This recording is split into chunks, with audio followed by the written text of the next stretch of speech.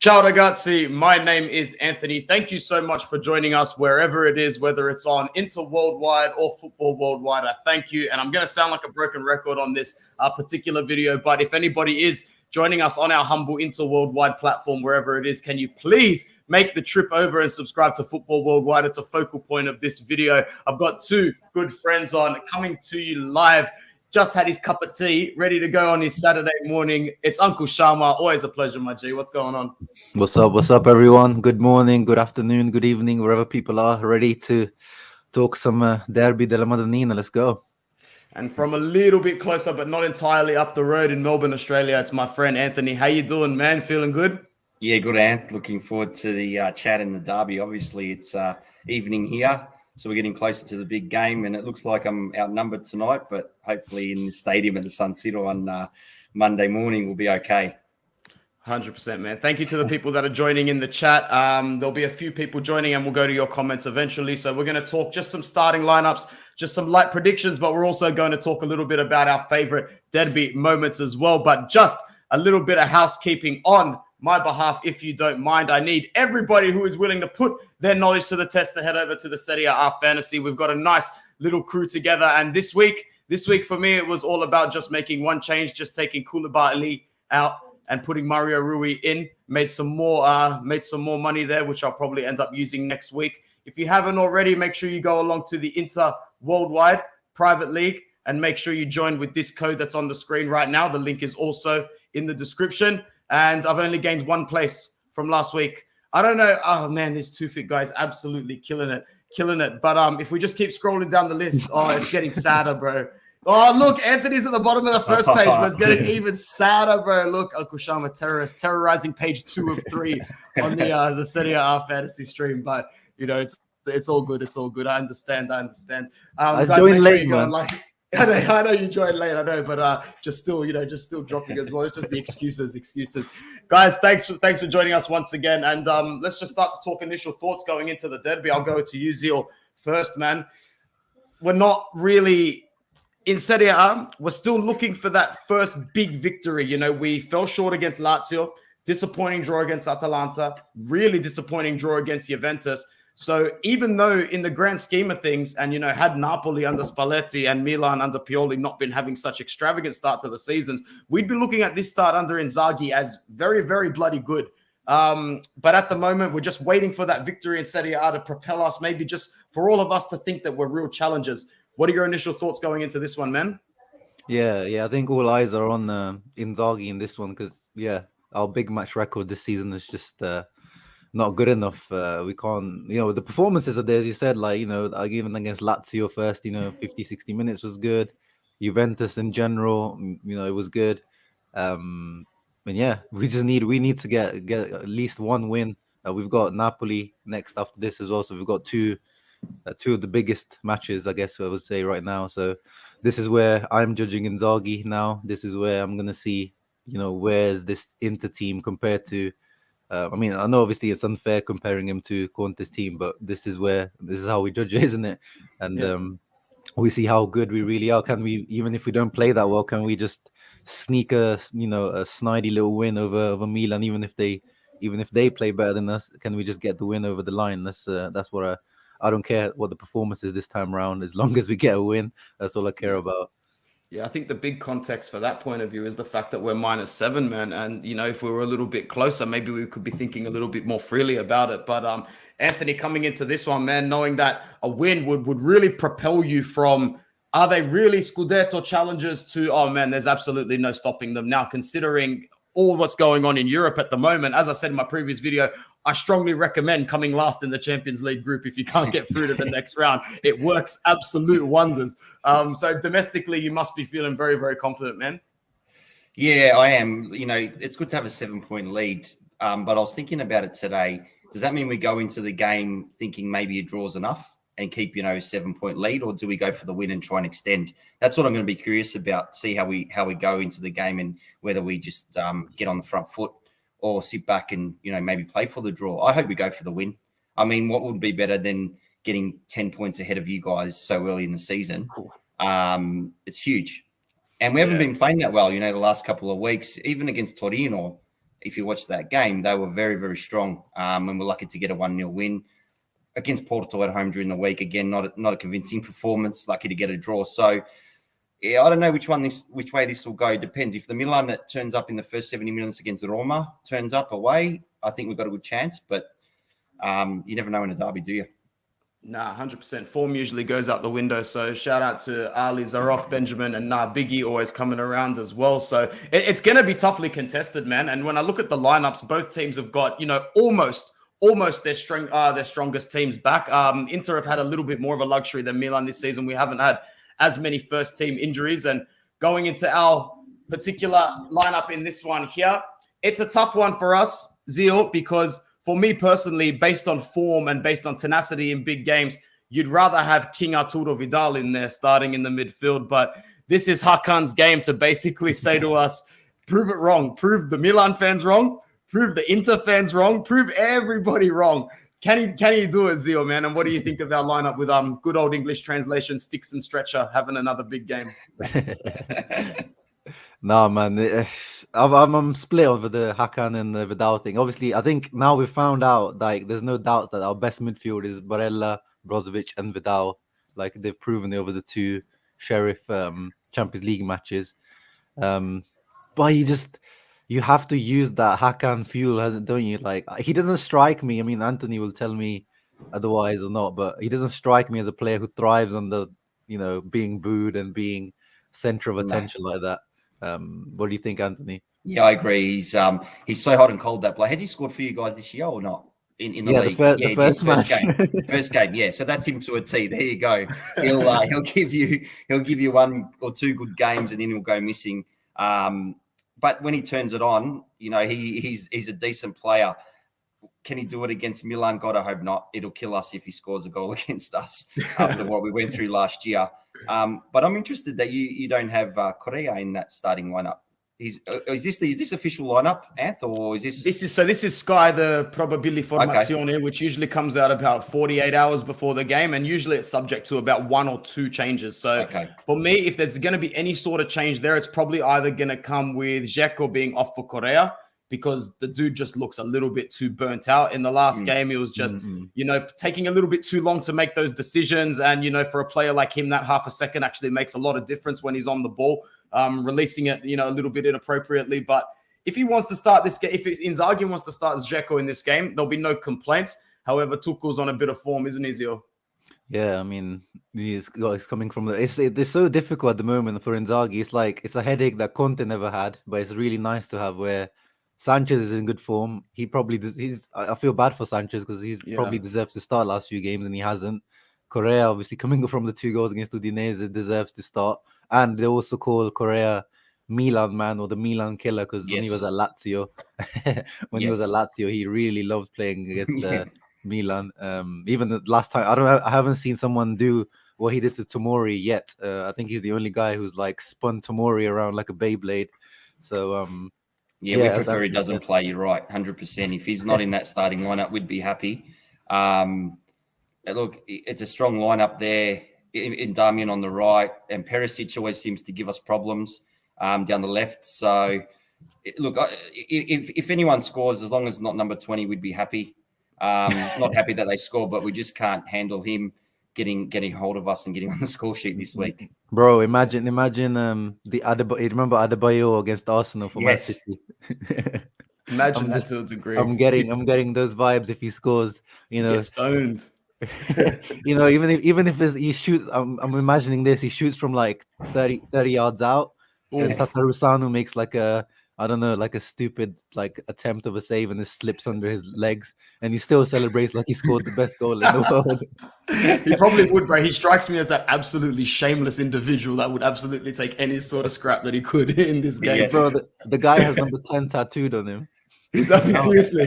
The number. And now he's wearing number 20. Out, man. Thank you very much to the 17 people that are joining us live at the moment. Anthony, your turn to take the floor, man. Very good looking lineup. Calabria in form. That's Toure. That is classic. Very good. Learn something new every day, man. That's his name. Ballo-Toure. So, yeah, that makes a bit of sense. That makes a bit of sense, to be honest. Really good looking lineup, man. That partnership of Kessier and Tonali, the preferred double pivot now over Benacer as well. I would say that maybe in this particular lineup, Krunic would come out for Brahim Diaz as well. Rebic is cleared to play, although with his fitness levels, you can't really bench an in-form and in-fit Rafael Leao either. But what are you saying about this lineup, man? I think it's, the only question is around Krunic, whether Brahim comes in that position. He looked a bit underdone against Porto midweek, so I'm not sure if he's 100% yet. And obviously the brain fade by Theo last week against Roma hurts us on the left. Although Dan Toure has been doing okay this year. When he comes on, he's got some speed and he can get down and overlap on the left pretty well too. He's no Theo, let's face it, but he's a pretty good cover. Kia's massive for us. Has to play with Tomori and Will. When Romagnoli and Tomori's there, we just don't look as solid. And, we spoke about Tate in goals. He's actually been okay. Even against Roma, I was really worried how he was going to perform. Sometimes he looks a bit shaky from crosses, and you see Ibra and a few of them and Kia have given him a bit of a spray, not coming off his line. But against Roma, he made some crucial saves, and even against Porto in midweek, some really good saves. So, I think that's the lineup. The only question is whether Krunic gets the nod.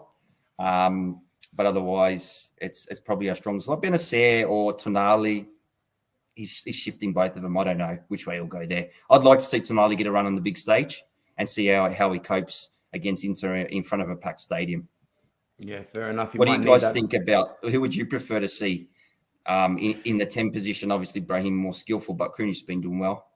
I would prefer to see Krunic. I just think that with the way that we've been leaving space a little bit on the counter sometimes, I think Brahim would absolutely eat that alive. But my biggest fear still comes with, 65-year-old Zlatan Ibrahimovic, man. And I said it in my previous video today. This guy is the creme of the crop. He's in that Ronaldo Messi tier. I don't care what anybody says, because psychologically and physiologically, what he's doing at the moment, you're part of the 5%, the 3% club now, really.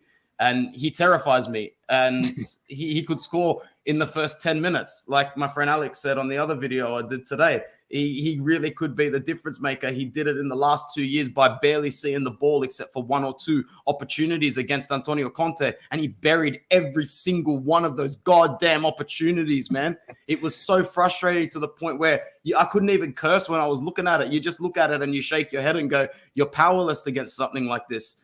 And I love him, bro. There's no other way to say it. And I'm shit scared. Zio Sharma. So my threats are coming straight from Zlatan, man. And I really think Kessier can do a number on us if we're not paying attention. But that's where Barella and Brozovic will be muscling him out of the game. Yeah, no, I definitely prefer Krunic playing over Brahim Diaz. As Anthony said, on the counter, we're a little bit susceptible at times. And Leao, has been in great form. So I hope we don't try to press them too high up, because Milan are pretty good at playing out from the press. But we need to target Dan Story on the left. I think that's the kind of the weak spot, isn't it? So I feel like, Leao as well, he's not the hardest worker tracking back. So if you can target that left hand side of this, I think that's the way that we can hurt them. And obviously, I know Tatarusanu has been playing well, surprisingly, because it's just not expected. But we should try to sting the guy, from 30 yards out. Whenever you get a chance to shoot, just try to test the guy, see what he's got, try to put some crosses in. As Anthony said, he's not the most secure when claiming crosses. So if we're playing Dzeko, just try it, lump it up to him. I think so. I think that your point about how we can play out of the press well, one thing we're going to miss big time is Theo Hernandez there. Because when he gets the ball at left back and drives through the center of the pitch, and it's the cheat code. He beats so many players for us, and we get through. Dan Toure can't do that. He'll play more wide. I don't think he'll come inside as much as Theo's been coming inside central a lot lately. So we're going to miss that. So that'll be a test for us. Ibra.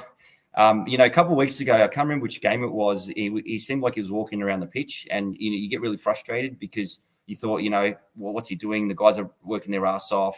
But then against Roma, not only does he smash that free kick in, they get stuck into him. And I hope your Inter supporters get stuck into him too, because Did you see his eyes after the goal when they were calling him names? He was Yeah. just so fired up to say, all right, man. keep coming at me. So I'd like to see your Kurva really get into him and fire him up, because that's when he plays his best. So that's the opposite of what I was talking about Hakan, because if Yeah. Hakan's getting booed, I feel like this guy would like crumble, and whereas if Ibra just gives him more energy. Yeah, exactly. Either way, Hakan, even if he did crumble, he'd still be just as full of himself, man. Just as full of himself. In terms of substitutions, now Zio said it. Inzaghi sport for choice. He definitely didn't have this menu to pick from when he was coaching in Rome. That's for sure. For us, Vidal, I guess, is the obvious choice. He's going to come on and inject that sort of energy when we need it in the second half. I think it's obvious that Joaquin Correa gets minutes. Same with Alexis Sanchez. No matter what the situation and no matter what the scoreline, the rest would just pretty much be open for interpretation for the game. I think Federico Di Marco gets some minutes. I don't think we see Denzel Dumfries in this one.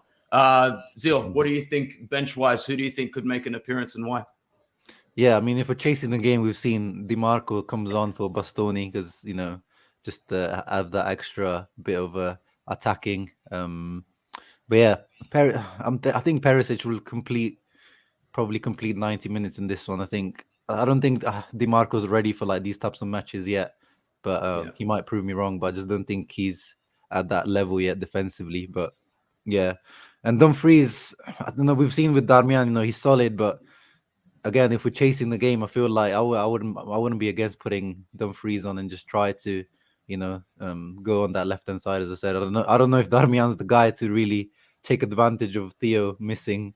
As much as we love Matty Doms, there's not much that he adds, physically or athletically or 1v1. He's just a solid right wing back, and we can't really ask too much of him. That's what God's given him. We can't ask him to start dribbling everyone. And yeah, like up front, Martinez has not been in good form. I don't think he hasn't scored in open play, I think, in 5 matches now.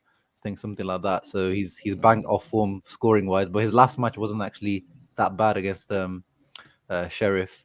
Yeah. And against Milan, he usually turns up. He's one of those big game players for Inter last, and he likes playing against Milan. So he has to start. I think, as you said, Dzeko is the one that I would, if he's looking a bit gassed out, I'll be 50, 60th minute. If you can bring Correa on, I would do that as early as you can. Yeah, goals against a lot, Lautaro Martinez, since he's come to Inter, Atalanta, Milan, Lazio, Juve, Napoli, you name it. He is a big game player, and you can sort of bank on him stepping up when needed. Anthony, for you coming off the bench, who do you think you guys might see? Look, I think depending on how the game goes, if he needs to put, he's tried maybe Giroud and Ibra up front together. If we're chasing the game, put 2 tall timber in there and see how we go. He hasn't done it a lot, but he might go down that path. Or depending if we're doing okay and Ibra needs a rest, he just does a straight swap for them too. He's sort of got a similar player, although no one's Ibra, similar sort of player. Rebic could come on if we need to push for an equaliser. Maybe you risk him. If Leao's having an off game, maybe Rebic comes in and he can do some deadly things. He drops his shoulder and gets in the box, and he's got a good strike. I think if Tonali starts, Benacer gets a run at some stage. And the other one I'm thinking that's interesting is Calabria always has a good battle with Perisic. It's a really good battle, right? And Calabria came off on midweek saying he was dizzy. So I don't know if it was just, he said he copped a knock to the head and he went off. So I'm not sure if he's 100%, but I don't mind Kalulu when he comes on. He's a good young player.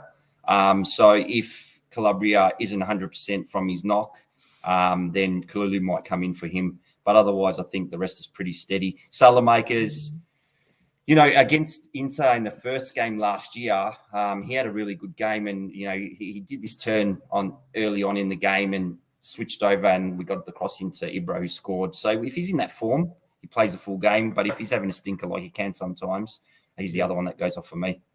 Yeah, fair enough. Thanks, man. And thank you to the 21 people that are with us right now. I hope you're enjoying. Thank you to those who are putting the comments in. Chandra says, Forza Inter from Indonesia. Thanks for joining, bro. Can't wait for the derby. Hope Inter win this match. So the deficit with Milan is just 4 points. It has to be, man. Like, even if we've been informed this season in certain patches, we can't be looking at a double-digit lead. A trailing lead at this point of the season. Look at your mate here, bro, Anthony. That's your mate, bro, Adam. Depends if the referees feel like favoring Milan again this week. They've been blessed so far. Yeah, man. Do I just get right quickly. to reply on that? Nah. I've heard all your replies on that for Adam. Don't worry, man. But I just want to say, like, I don't think this game is going to be decided by controversy. Like, even approaching the last Derby d'Italia, I think every Inter fan knew, like, this game's not going to end without us all having a pole up our cooler by the end of it, no matter what. But going into this game, man, I really do think tenacity and talent will prevail. It could get into that stage of the match where by minutes 70, 75, the team that wins it deserves it. And I hope it is, man. That's all I hope. So just quick predictions before we move on to something else. Zio, you first. Man. I'm going for it. I think it's going to be a draw, to be honest. I'm going for a 2-2. That's what most people are saying, 2-2. I went 1-1. Both goals in the second half. Yeah, I'm thinking if we play just to keep the 7-point lead, I think a 1-1 draw is the most likely as well. That's my prediction, but my heart's saying 2-1. The longer the game goes on tied, the longer I would completely shit myself, because that is when Milan would start to park the bus, and that's when they'd score on the counter when it's too late to come back. Like, you can just picture it happening, man. But yeah, well, thank you. Sorry, man. I was just going to say, but when we parked the bus against Roma, they could have scored some late goals. So if that happens, you guys are in with a shot. Absolutely, man. It's time to talk a little bit about why we love this match day so much, and we've got some nice images to go with it. Anth, do you just want to tell anybody listening right now and Inter worldwide, how long you've been a Milan fan for, and just quickly how you became a Milan fan? Yeah, just quickly, I won't bore you too much, but I've been a supporter since I can remember, since I, started following football when I was a young kid. I was a bit of a late starter to the game, but the reason I really followed Milan was because of, Capitano Franco Baresi. As soon as I watched that guy play the first time, I fell in love with his style and his leadership, and a man of so few words, but just had that leadership on the pitch. So I followed them since the late 80s, early 90s, and ever since then had the glory days of the 90s, the early 2000s, and the last decade's been tough. So it's been good to see us back where we belong, with you guys and Juve and the other big teams in Serie A. The respect in this derby has definitely been restored, not just this year, but over the last few years. Inter under Spalletti, the matches between Spalletti and Milan we started to see that quality and quantity in the depth of the players starting to resurface again. I'll allude to some of that when I go into some of these images now. But Zio, some of our favorite moments, being from the same generation, might include ones that look like this. I loved that jersey with the little gold trim on it, man. Absolutely loved it. That's when Ibra was tearing it up in a different jersey. There he is right there. We won, I think, all the derbies under Jose Mourinho, with this one being the first one in 2008, 2009. Zio, you remember this one? Yeah, I remember this one very clearly. The Adriano handball goal. No VAR back then, man. Yeah, I mean, even without VAR, I have no idea how that goal stood, but I'm not going to complain. This is the big reason why VR was introduced, because of Stronzi's, like the referees missing handballs that come straight off the palm going in. He completely mishit that. He literally just headed it onto his arm. I don't know where that was going to go if it didn't hit his arm. What was the score on this one, fellas? I've erased this from my memory. That was 2-1. 2-1 to us. 2-1. Yeah. Who scored for Milan in that one? Milan, I forget who scored for Milan in this one. It might have been Seedorf. Seedorf loved to turn up with goals in a derby. Yeah. But moving on, do you remember when Wesley Schneider got off a plane and the next day was making his derby debut? What a great performance by him. And Inter absolutely ran riot in this particular season, winning that derby 4-0. Zil, how good was this one? Yeah, this one's like peak. This was peak Jose as well. Like, putting a player in, surprise like move, just putting Schneider in off, he does not even have a training session with the team, and he just chucks him in. That's peak Jose would do things like that. And the football that we played as well, like that goal, the Thiago Motta goal, some of the football that we played in that match was crazy. But that was really when Milan were down the gutters. Another one I've erased from my memory. Moving to more recent times, I know Anthony's going to like bring up a few more from back in the day, but under Spalletti is where we really saw Inter take what their current form is at the moment. Spalletti is what started something special for us, and we could identify it. We knew that we were onto something special with this particular group of talented players in context to the rest of Serie A. This was a fantastic one, this 3-2, because it was just so full of excitement. We were portraying another one of those kits where I see it on a website and I go, oh, man, that looks absolutely hideous. But then the players wear it on the pitch and you're like, wow, they really, really pull it off. Maybe it's because they play in much nicer material on the pitch. But either way, this was a great game. Vecino opened the scoring stupidly early in the 4th minute. And then we went on to win it 3-2. What are you saying, Raul? Yeah, man. Vecino, that match, yes, that was one of the Spalletti special moves. He put like Vecino as like an attacking midfielder. And then like Kessie and the other guy, they didn't know who to pick up. They was just like the Vecino was running riot, and that was probably the first game where we thought Lautaro is the guy to like step up after Icardi. He showed that game that he was just that hunger, that desire that he showed that he can play up top on his own. And Skriniar, I remember that's when the Piontek hype was high at the time, and then Skriniar and De Vrij. There's that famous picture where Piontek is on his knees looking up to Skriniar and De Vrij, shut him down. And D'Ambrosio putting his balls on the line. Yeah, I remember that too well. More recently as well, the last couple of years were good years derby wise for us. We did lose that one early last year, but I think we all knew where the season was going. And just to reiterate it, big Romelu Lukaku really stamped his foot on the city.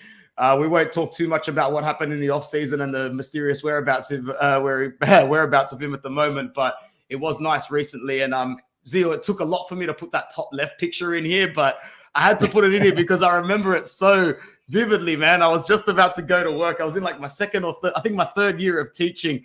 And when we won that one with his hat trick, I just thought, if this guy ever leaves the club, we're effed. That's it. It's game over. But the game was only just beginning, and football is a very funny sport, emotionally and physically like that. And then I think looking back on everything that's happened, God willing, everything to Christian Eriksen and what an amazing player he was last season for us.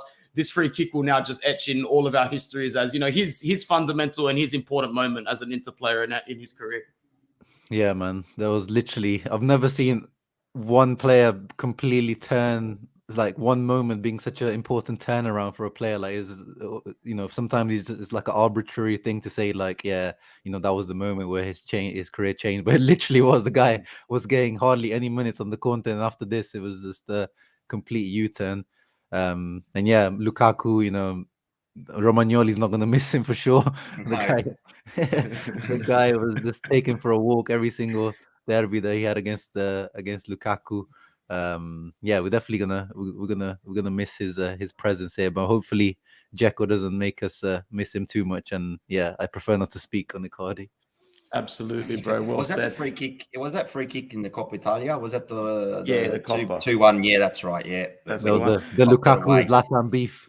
Yeah. I got a question to ask you, Anth. I'm very curious. Out of your Lukakus, your Icardis, your Militos, as a Milan fan, who would you say is the most predatory or dangerous striker that you've seen come up against? And if it is the guy I'm wearing on the back of my jersey, the original Ronaldo, who's second to that guy? Because that's a completely different debate.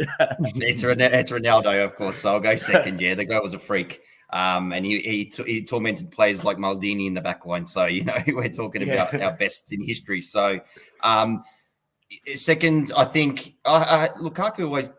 He comes maybe because it's recent, but like you said, Romagnoli hated playing against him, couldn't get close to him. He'd skin him and off he went. And Romagnoli looks like he's, running with concrete boots. So I think Lukaku won. Back in the day, Jurgen Klinsmann was a bit of a challenge for us, the German. Milan dominated, but he seemed to sneak some goals in against us. There was one game when Nicola Berti scored, of all people. So I'm not sure if you remember Nicola Berti. He played for the national team, and he even got a goal against us. So it just shows in the derby, anyone can score, right? It doesn't matter, and it can change in one Schelotto little. scored once. Yeah. Who's that?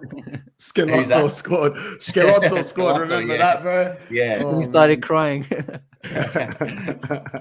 And then he started crying again when we whooped Sassuolo 7-1, the poor bugger, bro. If only he was actually a good footballer. You know, you need these types of players. Who would you say was your predator for us, like against you for us? Oh, Shevchenko, man. Yeah, for me personally, growing up in the same generation as Zio, for me, Shevchenko, but Kaká was a tormentor at a camp the way a striker was, bro, to be honest. Like, that guy's he was a real tormentor. So, Amph, it's your turn to take the floor, man. I'm going to start off with some of the images, bro. So go for it, starting with, I think this is the comeback win, man. It is. It's the 3-2 comeback win. When was it? 03-04. 2-0 down at half-time. You guys were cruising. And then second half, Yondal Thomason, Kaká, that man, scores a ripper running through the centre and pops it away. And then the ripper from your old boy, Clarence Seedorf, from outside the box, smashes it in and win 3-2. I remember at half-time just feeling depressed. And then the guys just come out with a different attitude in the second half and we got 3-2 win. Amazing. But when he was on song, Kaká, he was unplayable, right? You couldn't. Someone's just written, I'm still salty. Yeah. The Pirlo deal. Yeah. 100%. Yeah. Not a good one. Not a good one from our point of view. Yeah. Even Seedorf, you know, how he excelled after those games with us was awesome. Yeah, absolutely, man.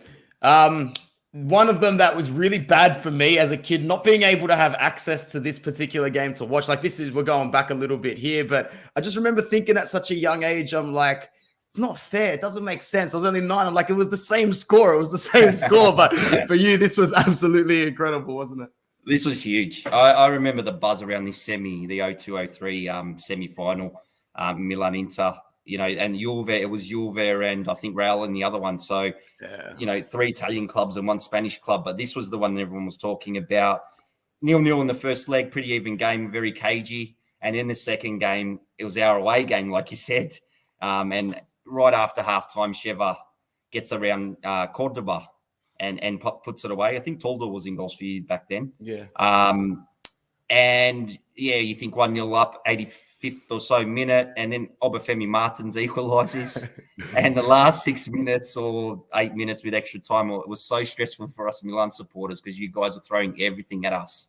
And I think Martins had another chance really, really late, and Abbiati saved it. Yeah. And, you know, every Milan fan's heart went through their mouth. And we got the 1-1 draw and away goals, which was, you know, that was the rules back then. And then we went on to win it in the final against Juve in Manchester. So great period.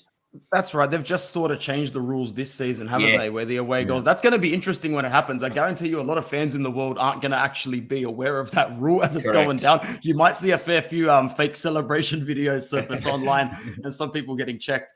I also just got to say there is a sort of running joke with some Inter fans online that somewhere in the world, Obafemi Martins is still only 22 years old playing football for some club. It just feels like he's been around for absolute yonkers, man. We actually played. Sorry, mate. Sorry, Anth. We actually played you a couple of years later again in the quarter final. When the game got postponed, so we had the edge on you in Europe for a couple of years there. I think they threw the flares on the pitch and the famous flare one. Yeah. What was the score in that one? I don't remember that one. The score in that one, Milan actually won that one. Well, 2-0 up, 2-0 first leg win, and then we're 1-0 up in the second leg, and then your guys, your supporters were throwing the flare and Dita. I think that's when Materazzi was kicking the absolute shit out of Shevchenko and a few other players. Such good and then after playing an absolute dirty, guzzling game, he just goes and leans on Rui Costa and they have a nice little chat while the flares are popping off. Like, honestly, but players back then, no matter how rough guts you were, I think 99.9% of them just left it on the pitch. No Instagram or Twitter to go home and try and get some positive feedback from afterwards or any sort of validation, man. I'll let Zio jump in before we go to the rest of your memories. Same question to you. Besides being predatory, who are the players that really hurt us the most, Zio, in these derbies? Not even just strikers. Who are the players that, you know, hurt us the most? Yeah, I think you guys touched on like Seedorf. He just used to seem to turn up a lot against us. I think he relished that. He only had that short time at Inter, and he kind of proved every time they played against us, you know, that he should have kept him. You said Kaká. Pato as well. Like, there was a period where Pato was quite Yeah. good in the derbies as well. He was quite annoying, and I used to really like Pato, so that was really annoying. But unfortunately, his injuries had the better of him. Yeah. And an those are affair the ones with that the come. president's daughter, maybe. What didn't go down too well either. Well, not an affair, was going out. I'm not sure how that went. Either or, not going to work out well. Yeah, that's right. It was hard enough finding decent quality images of 2001, let alone 1991. But that's the best I could possibly do. Anthony, go for it, man. This was the year I was born, 1992. Oh, you're born in this year. Okay. Yeah, So there you go. Well, you've done well. And you've captured the moment when Masato put that header in. And this is, I mentioned this on our catch up a couple of weeks ago when we were doing the nostalgia Serie A review. And this sticks in my mind. I don't know why. It was, I remember Masato scoring that goal very late on and then running off to the glass partition and just smashing it. And all these supporters just swarming and they're all smashing it with him. So it's always stuck in my mind. And then you see Zenga running off, Walter Zenga, and smashing the ref and smashing his defenders and blaming everyone except himself. I'm not sure if you see the image there. Should he have come out? Maybe not. He was nowhere near it.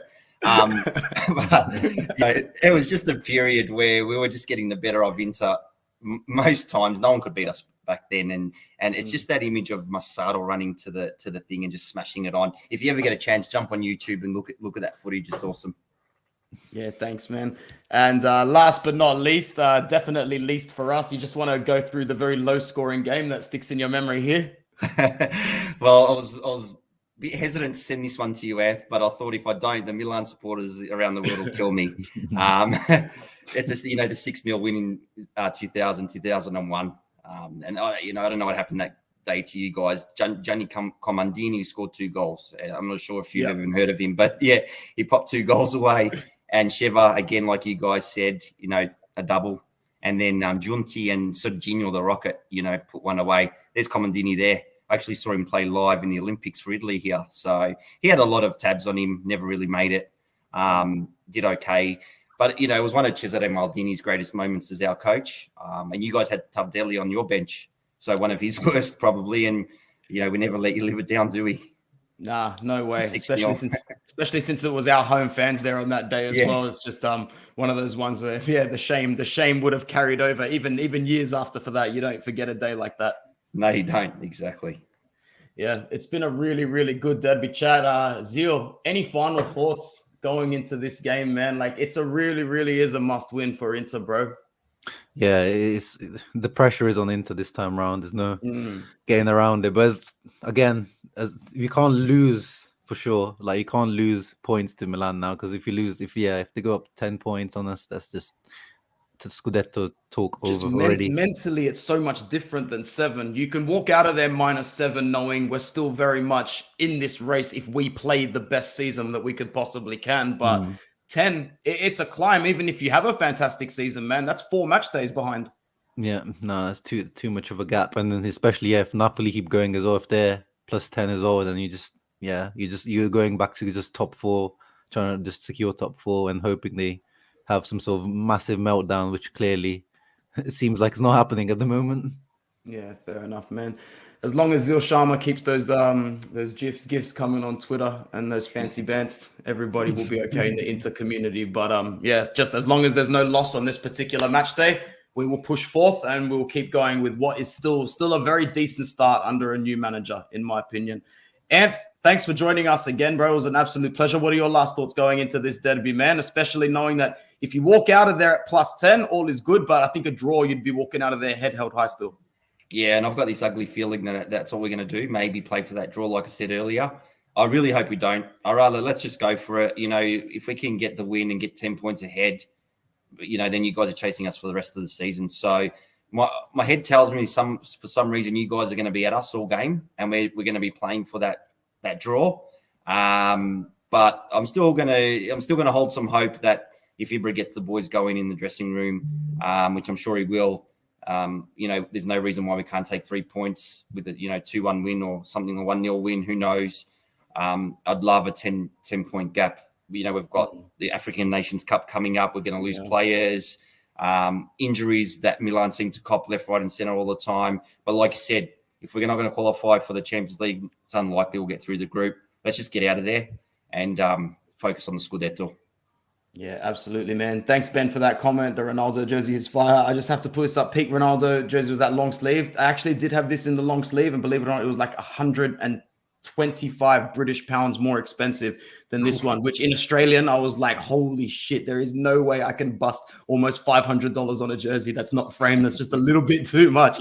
Guys, thank you, Zeal. Thank you, Anthony. To everybody that joined us on Inter Worldwide, please do us that solid. Make the trip over to the Football Worldwide platform where we'll keep bringing the content on both. So from all of us here at Inter Worldwide, Forza Inter, from all of us here at Football Worldwide, ciao ragazzi. Thank you. Thanks.